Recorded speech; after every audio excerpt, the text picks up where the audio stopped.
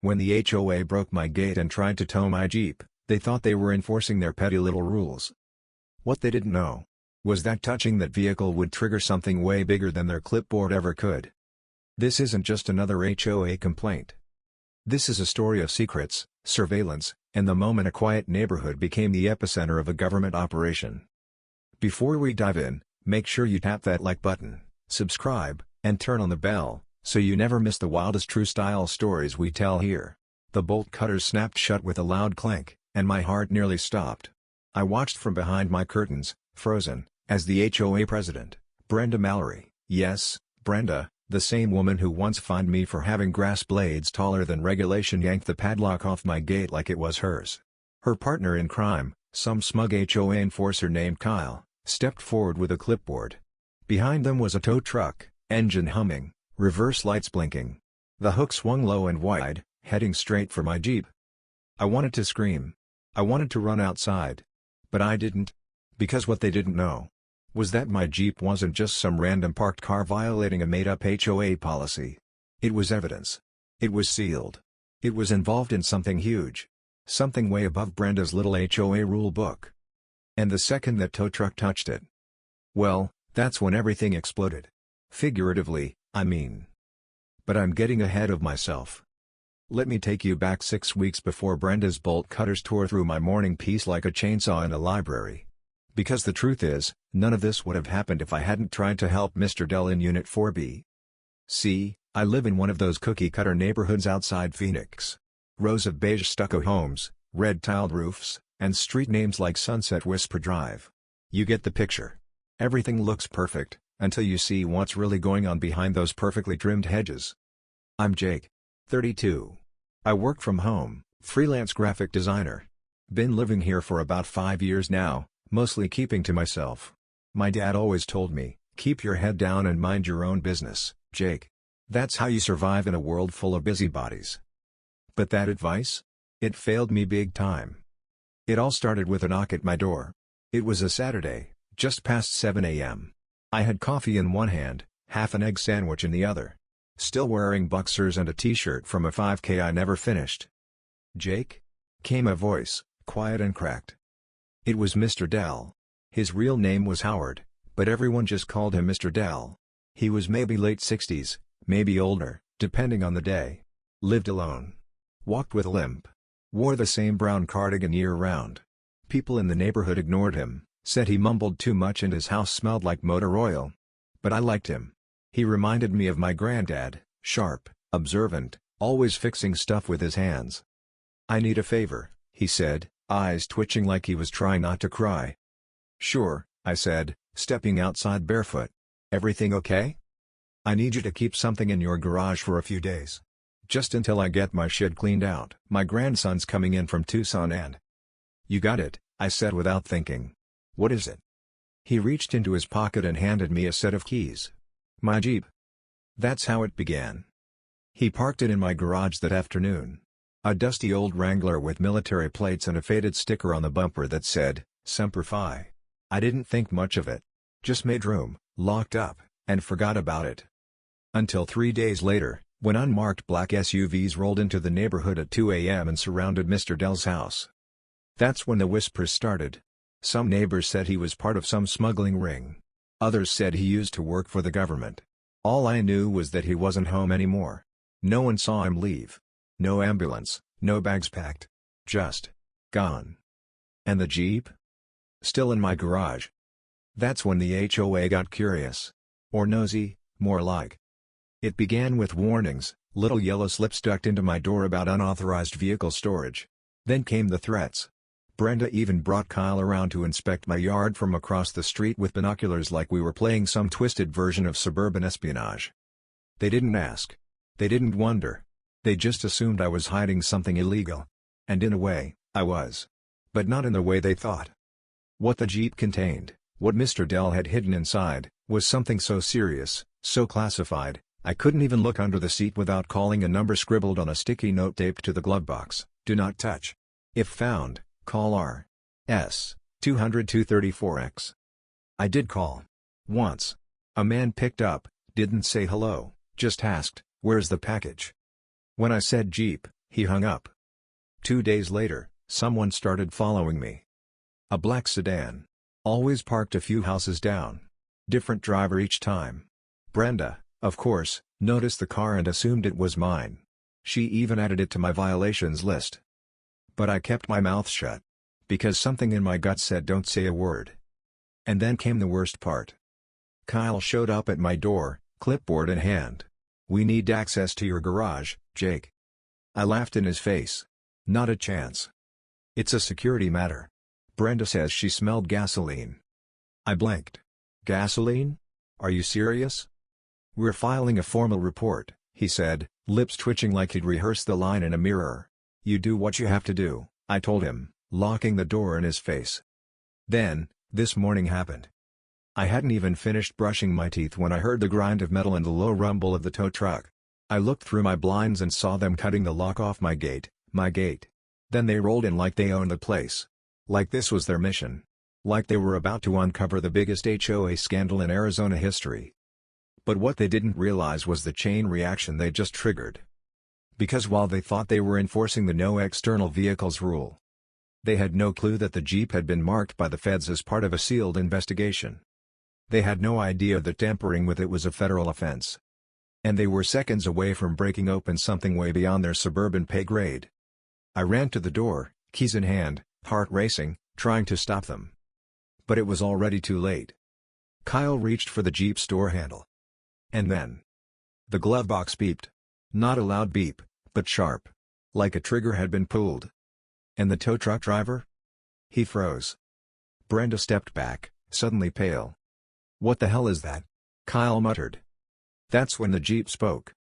A pre-recorded voice, male, calm, and robotic, played from somewhere inside the dash.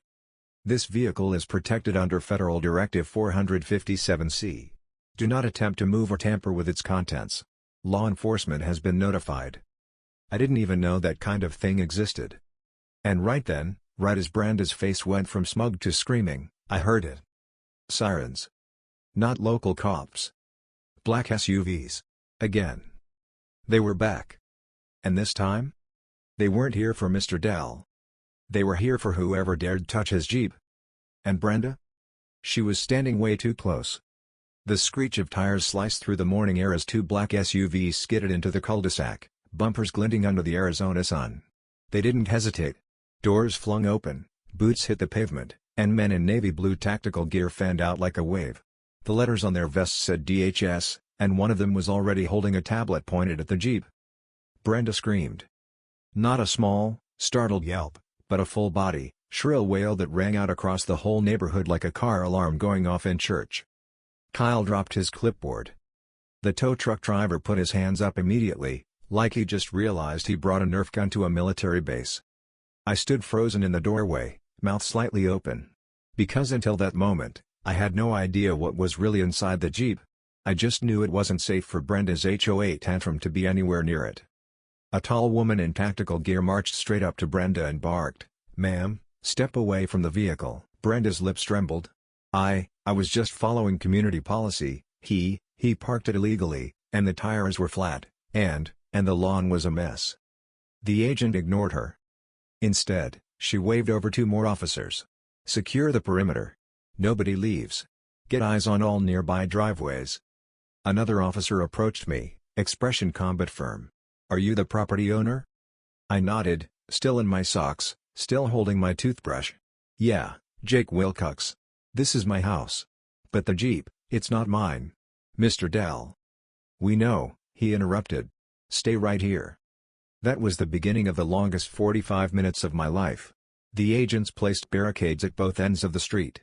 Neighbors peeked from their windows, some even stepping outside with phones, only to be quickly ushered back in. The whole street turned into a crime scene. But no one really knew why.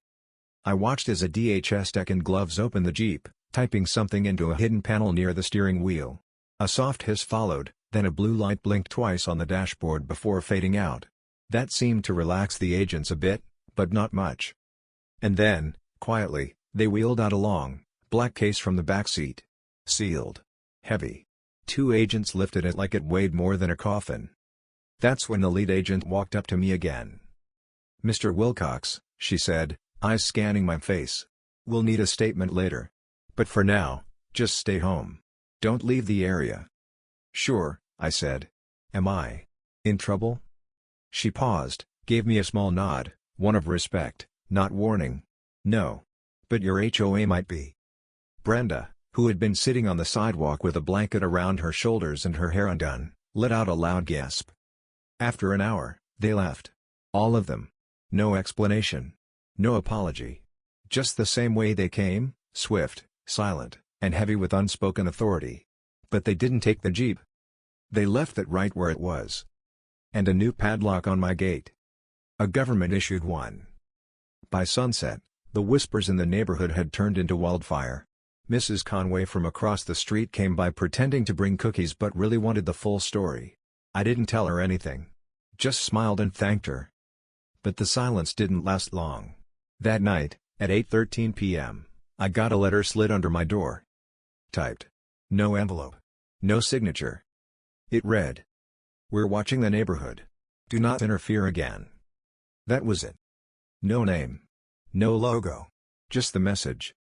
I checked the ring cam footage, nothing. Just static for the 2 minutes before and after the note appeared. Something bigger was going on, and I was caught in the middle of it. But the next morning, things got even stranger. Because the very next day, Mr. Dell showed up at my door. Alive. But not the same. He wore a black coat zipped to his neck, no cane, no limp, no shaky voice. His face was still familiar, but sharper. Eyes clearer. More focused. He smiled, stepped inside, and whispered, "You did good, Jake. I wasn't sure you would." I just stared at him, stunned. "What the hell is going on? Are you okay?" Everyone said. "They say a lot of things," he said, waving his hand like brushing off dust. "But right now, I need you to tell me what Brenda touched." I told him everything. The bolt cutters. The clipboard. The tow truck. He didn't blink. Just nodded slowly, like he was piecing together a puzzle only he could see. Then he handed me an envelope. Inside was $1,000 in cash and a business card with a number and the words, "Call only if they return." "Is this about the Jeep?" I asked. "No," he said. "It's about what's inside it." "But they already took the black case." He stopped in the doorway, looked back at me, and said something that chilled my bones. "Not that case." Then he vanished into the night again. I barely slept. Every car that drove by made me jump. Every knock on the door had me holding my breath. But nothing happened. Not for 3 days. Then, on day 4, Kyle from the HOA reappeared. He stood across the street, hands behind his back, eyes fixed on my house. He didn't walk up. Didn't smile. Just stood there like a statue. Watching. I shut the blinds. But I knew he wasn't just there to check on fences. I knew he wasn't just Kyle anymore. Because when he turned and walked away, I caught a glimpse of something clipped to his belt. A radio. Not like a walkie-talkie. A tactical radio. The same kind the DHS agents wore. Something had changed. Something was off. And the next morning, the Jeep was gone. No noise. No tracks. No tow truck. Just gone. But that wasn't the worst part. The worst part was that in its place, someone had left something else in my garage. Something wrapped in a tarp. And when I unwrapped it, that's when I found it. And that's when everything truly spiraled out of control. The tarp was old. Smelled like gasoline and damp rope. As I slowly peeled it back, the dust clung to my hands like ash. My heart pounded. Whatever was under there, it was heavy, box-shaped, and ice-cold to the touch. I pulled off the last layer and just stood there, staring. It was a safe. Not just any safe, a thick, steel, military-grade one. No keypad. No handle. Just a small circular panel on the front, like it needed a biometric scan to open. I didn't recognize the make, but I knew one thing for sure, this hadn't been here yesterday. Someone had broken into my garage without breaking into my garage. The government padlock was still sealed. No signs of forced entry. The Jeep was gone, and this thing was sitting in its place like some kind of cursed trade. I stepped back and slammed the garage door shut. Every inch of me was buzzing. My phone was already in my hand, my thumb hovering over the call button for the number Mr. Dell had given me. But I didn't press it. Not yet. Because something told me this safe wasn't meant for them. That night, I barely turned the lights on. I unplugged every smart device in my house, taped over my webcam, and sat in the living room with my baseball bat, waiting. The neighborhood looked normal, quiet, porch lights glowing, Brenda's sprinkler misting her perfect lawn like nothing had ever happened. But just before midnight, I heard it. A soft clink against my garage door. Then footsteps. I didn't breathe. Didn't move. I crept to the back window, pulled the curtain half an inch, and saw him. Kyle. Alone. Wearing black gloves and a hoodie. He wasn't carrying his clipboard. He was carrying a crowbar. He moved quietly, like he'd done this before. Like this wasn't some rogue HOA check-in. He approached the side gate, slipped something thin into the lock, and click, it opened. My heart raced. I reached for my phone. Still debating, do I call Mr. Dell's number? Or the police? But before I could decide, headlights lit up the street, and Kyle froze. A car turned the corner slowly. Not a patrol car. It was Mr. Dell. Driving a beat-up gray sedan I'd never seen before. His window rolled down, and he waved like he was greeting an old friend at a church picnic. Kyle. He called out. Didn't expect to see you out here so late. Kyle straightened, still holding the crowbar at his side. I could say the same, he replied coolly. Didn't know you were back. Dell smiled, parked, and stepped out, hands in his coat pockets. Back and better. How's Brenda? Recovering, Kyle said, tone tight. She's been asking a lot of questions. I'll bet, Dell replied, taking a slow step forward. But sometimes, answers come to those who wait. Kyle's eyes narrowed. And sometimes, they go looking. Then, in a move I didn't expect, Kyle tossed the crowbar to the ground and walked away. No rush. Just turned and headed down the street like it was any normal night. Dell waited until he was gone. Then he looked up, straight at my window. He nodded once. I backed away from the curtain like I'd been caught peeking into something I had no business seeing. 5 minutes later, he was at my door. I opened it without a word. You saw the safe, he said. I nodded. Did you open it? No way, I said. I don't even know how. Good, he said. Because if you had, we'd both be dead already. That sentence hung in the air like smoke. Dell walked in, moving past me like he still lived there. I followed him to the garage. He didn't touch the safe. He just looked at it like an old friend he wasn't sure he could trust anymore. What's in there? I finally asked. He hesitated. Then, insurance. Against what?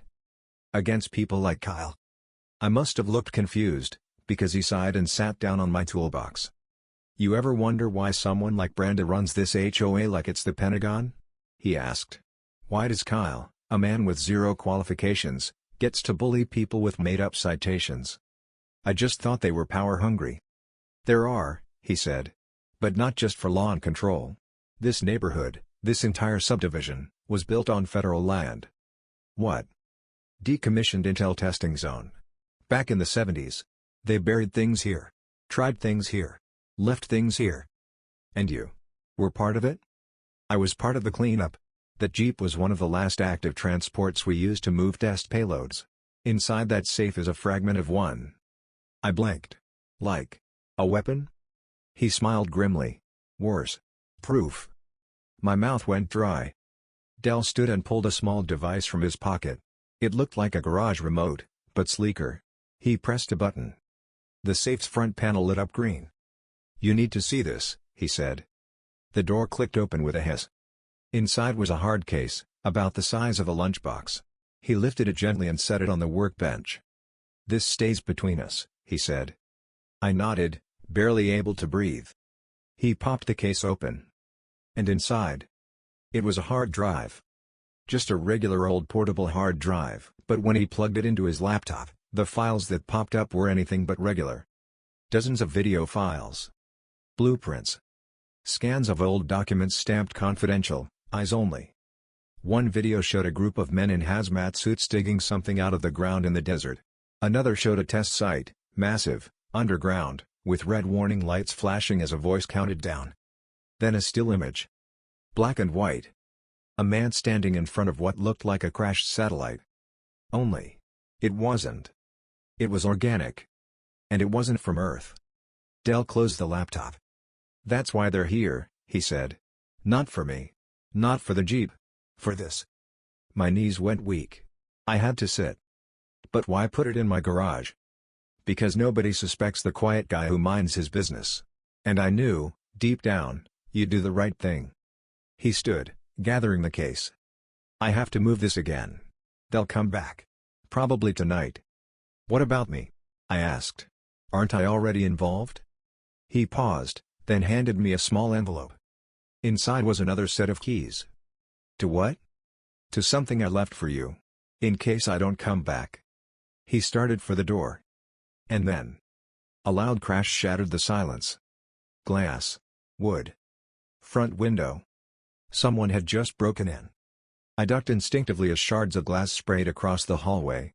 Dell yanked me down behind the kitchen counter just before the sound of boots hit my living room floor. "Stay down," he hissed, reaching into his coat. My ears rang. My heart thudded like a war drum. I could hear them, 2, maybe 3, moving quickly, scanning each room with sharp, methodical steps. "Jake," one of them said from the front room. His voice was calm. Too calm. "You don't have to get hurt. We just want the package." Dell mouthed, "Don't answer." We stayed crouched, silent. "Jake, listen. Your HOA has already signed off on this. This isn't your fight." Dell rolled his eyes and muttered, "They always lie." Then came a sound I didn't expect, a clank.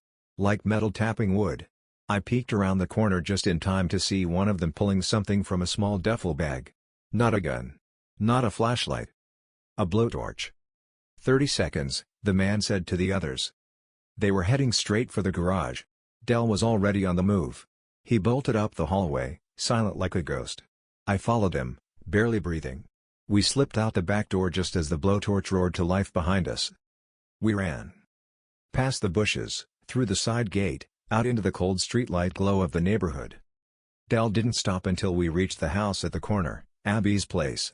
She was out of town, which meant her backyard was empty, her garage locked, and her Wi-Fi dead. Perfect. We slipped through a loose panel in her fence and huddled behind her tool shed. Dell pulled out a phone, not a normal one. This one looked thick, military issued. No brand, no apps, just a keypad and a green backlit screen. He typed a number I didn't recognize and held it to his ear. "They've made their move," he said. "We need extraction within the hour. Coordinates 33.4 by -112.0. The asset's active." Then he hung up. "What do we do now?" I asked. He turned to me, eyes hard. "Now, we go to the car." "What car?" He pulled the envelope from earlier out of his pocket and handed it to me again. "The one I left parked in the old service road behind the wash. It's not far. Inside is everything you'll need." "You're not coming with me?" He shook his head. "They know my face. But they don't know yours. You can still move around. They'll be watching the streets, the traffic cams, and your phone if you use it. Go dark. Use cash. Stay low." I opened the envelope. There was a map drawn on a folded napkin, a stack of 20s, and a second flip phone wrapped in a rubber band. "Drive east. Don't stop until you're out of state. Once you hit the freeway, you'll find instructions in the glove box." "What about the safe?" I asked. Dell's face darkened. "If they reach it before sunrise, the whole neighborhood's in danger." I wanted to ask what that meant, but he was already gone. I stayed hidden another 10 minutes before I crawled out and took off down the service path behind the houses, dodging the sensor lights and silent ring cameras that dotted the side walls like security eyes. The service road was rough. Cracked gravel, weeds, and cinder block fences. It smelled like dust and old tires. But just behind the wash, hidden behind an abandoned billboard, I saw it.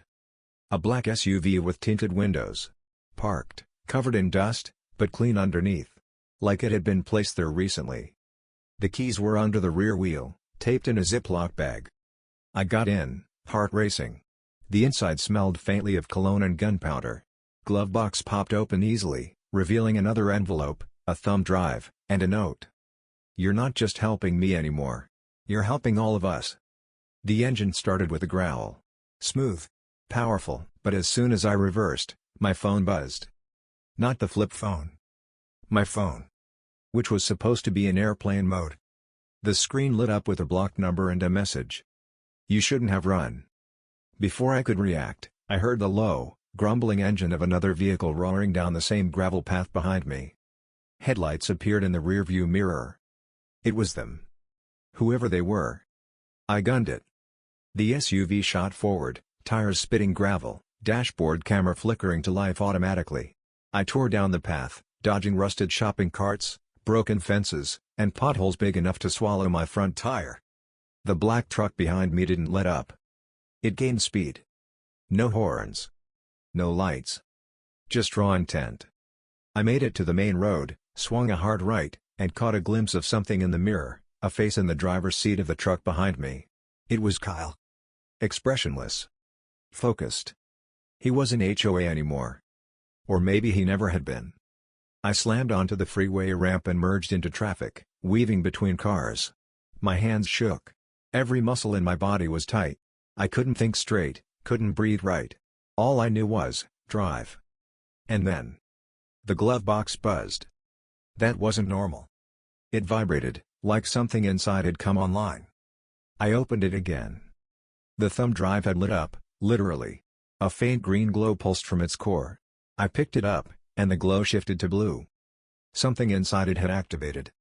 And then the new phone, Dell's flip phone, rang. No caller ID. I hesitated. Then answered. A voice, low and distorted, said just one thing. "Whatever happens, don't let them take the drive." Then the line went dead. And 30 seconds later, the first bullet hit my rear window. The glass shattered behind me like a grenade had gone off. I ducked, gripping the wheel with one hand while covering my head with the other. My ears rang. The back window was gone, a ragged hole letting in cold wind and gravel dust. The bullet had missed my head by less than a foot. I didn't look back. I couldn't. My eyes were locked on the road, but my mind was racing. Kyle had fired at me. Kyle, the clipboard-carrying HOA lapdog, had just taken a shot like he was trained for this. Which meant he was. And that meant everything Dell had told me was real. The SUV was fast, but not fast enough to outrun a bullet. I swerved between lanes, trying to lose Kyle in the mess of late-night traffic. Headlights blurred past me, horns blared, but I didn't stop. Couldn't stop. The thumb drive in my lap continued to glow, pulsing now like a heartbeat. I hit an exit ramp without signaling and darted into a dimly lit industrial area just outside Chandler. Empty warehouses, old freight yards, and a few busted vending machines buzzing near loading docks. It was the kind of place where people went to disappear. I pulled behind a row of stacked pallets and killed the engine. Lights off. I crouched low and waited. Nothing. No headlights. No screeching tires. No more bullets. Had I lost him? I didn't dare breathe. After what felt like hours, probably minutes, I slid out of the car and grabbed the drive, the map, and the phone. I knew I couldn't go back home. Not now. Maybe never. I found an old maintenance shack and forced the door open with a crowbar someone had left wedged under a tire. Inside, it smelled like mildew and rat droppings, but it was shelter.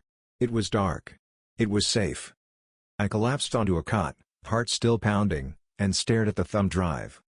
Why was it glowing? What did it do? I pulled out my laptop, the one I always carried in my backpack for freelance work. No internet. No Bluetooth. No tracking. I booted it up, plugged in the drive. And waited. A folder popped open instantly. No passwords. No encryption. Just a single file. h.o.a._blacksite_209.pdf. My blood turned to ice. I clicked it open. The document was over 400 pages long. It detailed the formation of a secret residential program disguised as homeowner associations across the country, HOAs that weren't about lawns or fences or noise complaints. They were data harvesting nodes. Behavior monitoring hubs.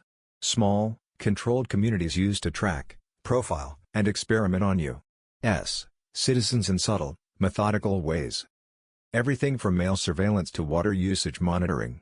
AI-powered pattern tracking of when residents left for work, when they took vacations, even when they flushed their toilets. The goal? To simulate perfect compliance in suburban populations. And the test site where it all began? My neighborhood. Sunset Whisper Drive.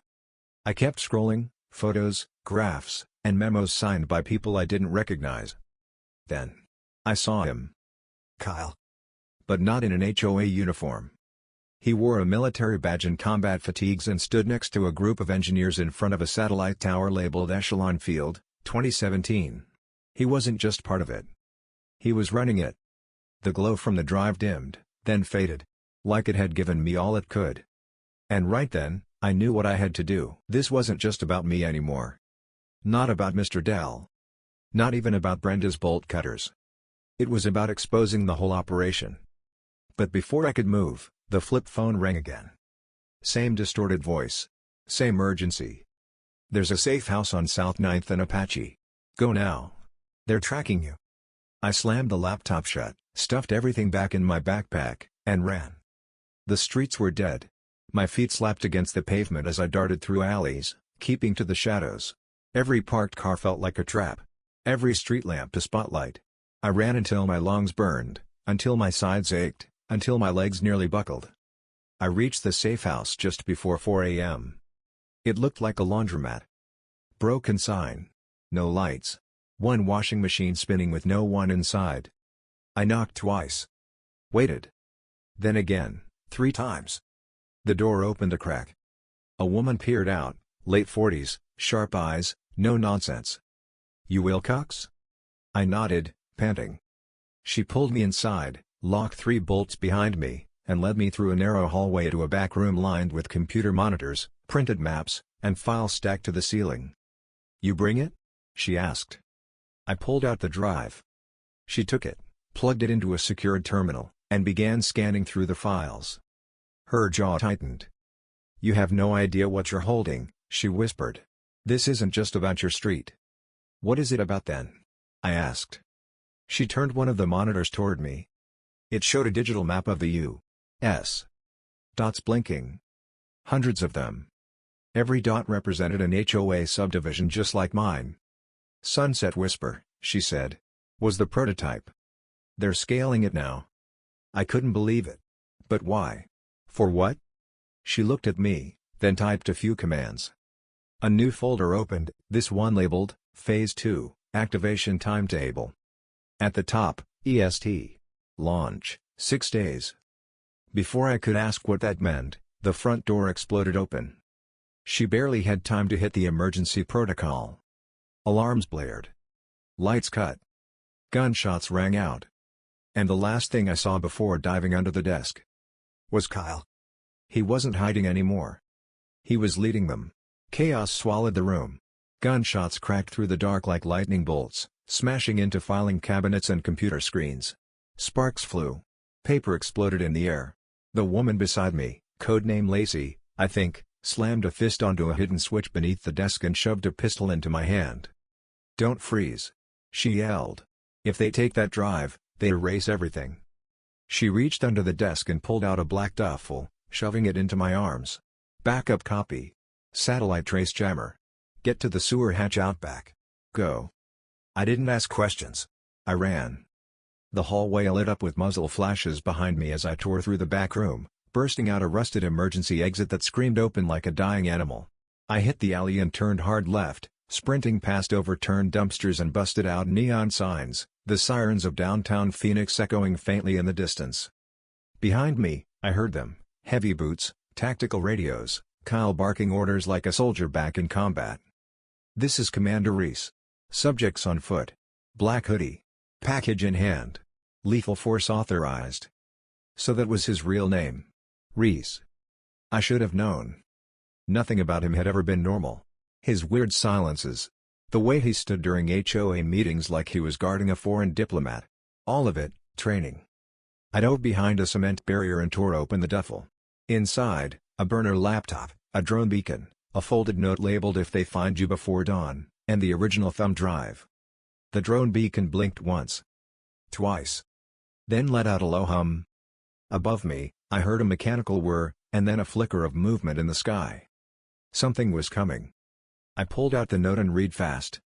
"Jake, if you're reading this, they've breached us. Head east 5 blocks to Skywell substation. Coordinates are in the drive. Plug it in. Transmit everything. The satellite link there is off-grid, civilian untraceable. You have less than an hour. Skywell Substation. I knew that place. It was supposed to be decommissioned.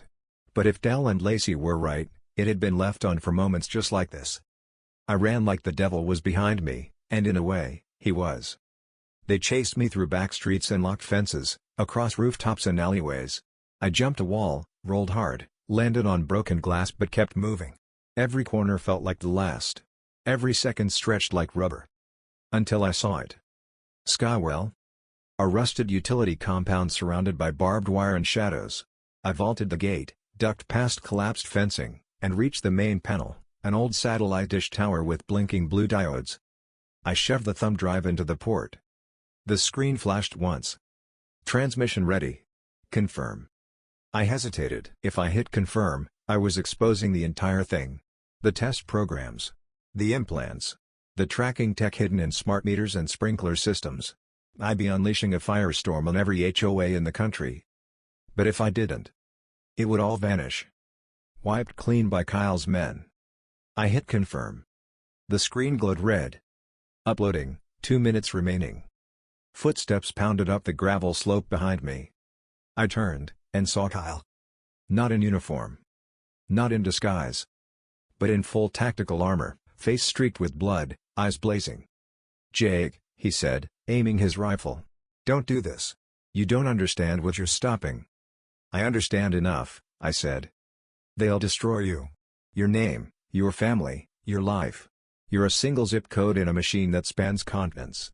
You don't get to win." "I'm not trying to win," I said. "I'm trying to end it." His finger tightened on the trigger. But before he could fire, a scream erupted from above. The drone. Not just any drone, military. And it wasn't alone. 3 others followed, hovering overhead, sleek and silent. Kyle froze. From the dish antenna beside me, a beam of light burst out, so bright it seared the sky like a flare. The data had gone live.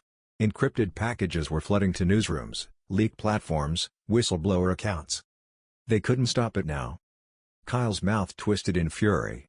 "You idiot." He lunged forward. I tackled him before he could shoot, and we crashed into the mud. He slammed me against the ground, gun pressed to my chest.